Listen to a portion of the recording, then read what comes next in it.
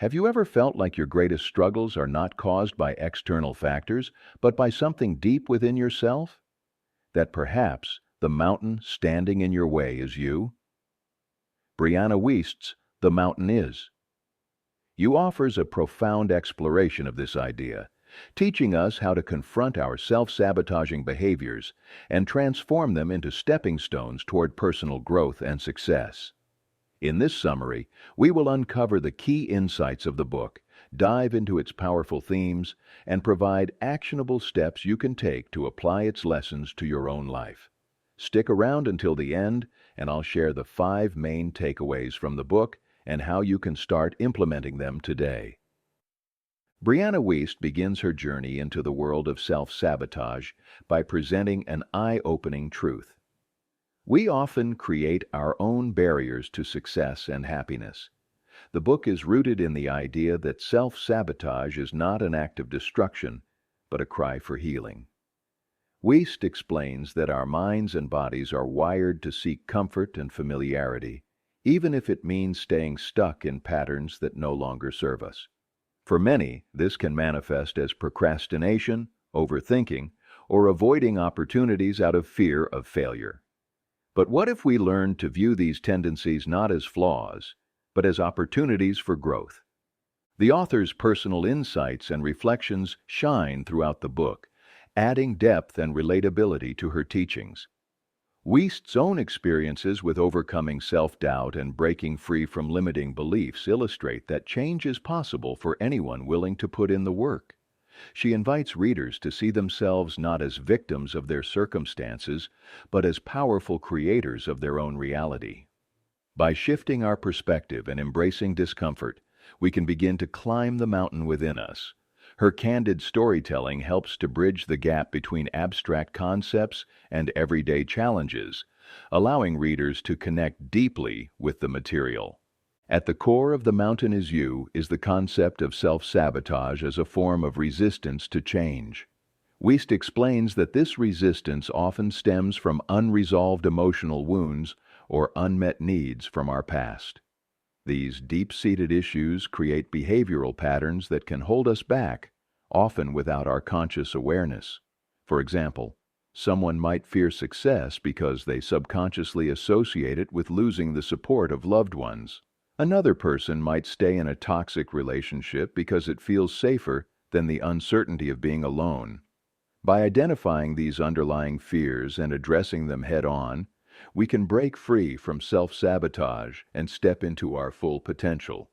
Wiest uses powerful metaphors to simplify complex ideas, making the book's teachings accessible to a wide audience.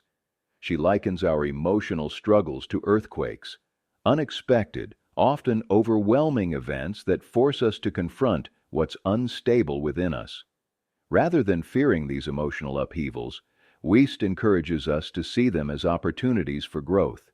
Just as an earthquake reveals weak foundations, our emotional struggles highlight areas of our lives that need attention and healing. This metaphor underscores the idea that adversity is not something to be avoided but embraced as a necessary step in the journey towards self-improvement. The book expands on the idea of emotional intelligence, emphasizing its role in overcoming self-sabotage. Wiest explains that emotions are not enemies to be suppressed, but messengers to be understood. For example, feelings of anger or sadness can signal unmet needs or unresolved issues, while anxiety might point to areas where we're out of alignment with our values. By learning to sit with our emotions and decode their messages, we can gain valuable insights into ourselves and make more intentional choices. Emotional intelligence becomes the compass that guides us through the often turbulent waters of personal growth. Practical application is a key strength of The Mountain Is You. Wiest provides actionable strategies for addressing self-sabotage and fostering personal growth. One powerful exercise involves identifying your core beliefs and challenging those that no longer serve you. For example, if you believe you're not good enough to achieve your goals, Wiest suggests examining the origins of this belief and replacing it with a more empowering narrative. She also emphasizes the importance of building habits that align with your desired identity.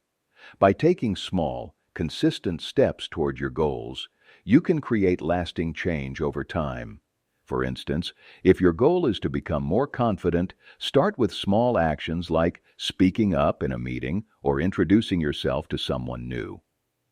Another important strategy is learning to embrace discomfort as a natural part of growth. Wiest encourages readers to lean into the uncertainty and fear that often accompany change, reminding us that these feelings are not signs of failure, but indicators of progress. She offers practical advice for navigating discomfort, such as practicing mindfulness, breaking goals into smaller steps, and seeking support from trusted individuals. By reframing discomfort as an opportunity for transformation, we can shift our mindset from one of avoidance to one of resilience. Throughout the book, Wiest weaves personal stories and insights with psychological principles, creating a compelling narrative that keeps readers engaged. She alternates between sharing practical advice and offering reflective prompts, encouraging readers to dig deep and uncover their own truths. This rhythm of storytelling and insight makes the content both relatable and thought-provoking, ensuring that readers walk away with a clear understanding of how to apply the book's lessons to their lives. Wiest's compassionate tone and approachable writing style make even the most challenging concepts feel accessible and actionable. Before we conclude, let's explore the 5 main takeaways from The Mountain is You and how you can start implementing them today. First, recognize self-sabotage as a sign of growth. When you notice yourself procrastinating or avoiding challenges, ask yourself what underlying fear or unresolved issue might be driving these behaviors. Instead of judging yourself, approach the situation with curiosity and compassion. Start by journaling your thoughts and emotions to uncover patterns and triggers. Reflect on times when you've held yourself back and consider what lessons those experiences might hold for you. Second, reframe discomfort as an opportunity for transformation. Growth often requires stepping outside of your comfort zone, but this doesn't have to be overwhelming. Begin with small, manageable steps that challenge you to stretch beyond your limits. For example, if you're afraid of public speaking, start by practicing in front of a trusted friend or recording yourself on video. Celebrate each small victory as evidence of your progress, and remind yourself that every step forward, no matter how small, brings you closer to your goals. Third, cultivate emotional intelligence by listening to your feelings. The next time you experience a strong emotion, pause and ask yourself what it might be trying to tell you. For instance, if you're feeling anxious about a new project, consider whether you need more preparation or support. By addressing the root cause of your emotions, you can make more intentional choices. Practice self-compassion by acknowledging your emotions without judgment and seeking healthy ways to process them, such as talking to a friend or engaging in a creative activity. Fourth, challenge limiting beliefs and replace them with empowering narratives. Take a moment to identify one belief that's holding you back, such as, "I'm not smart enough," or "I'll never succeed." Write down evidence that contradicts this belief and create a new affirmation that supports your goals. Repeat this affirmation daily to reinforce your new mindset. Surround yourself with people who uplift and inspire you, and seek out resources that challenge you to think bigger and believe in your potential. Finally, build habits that align with your desired identity. If you want to become a more confident and capable person, start by adopting small practices that reflect these qualities. For example, you might set a goal to speak up in one meeting each week or dedicate 10 minutes a day to learning a new skill. Over time, these habits will reinforce your sense of self and propel you toward your goals. Remember that consistency is key and focus on progress rather than perfection.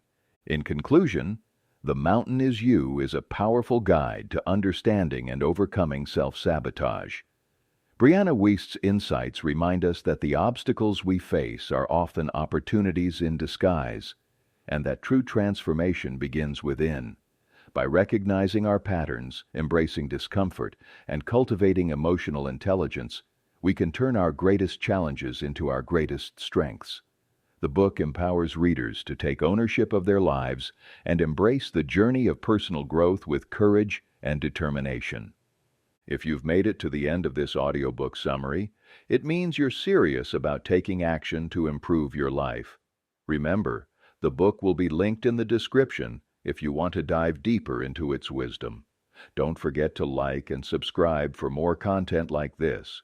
And if you listened all the way through, leave a comment with the words "Climbing My Mountain" to let me know you're ready to overcome your own challenges.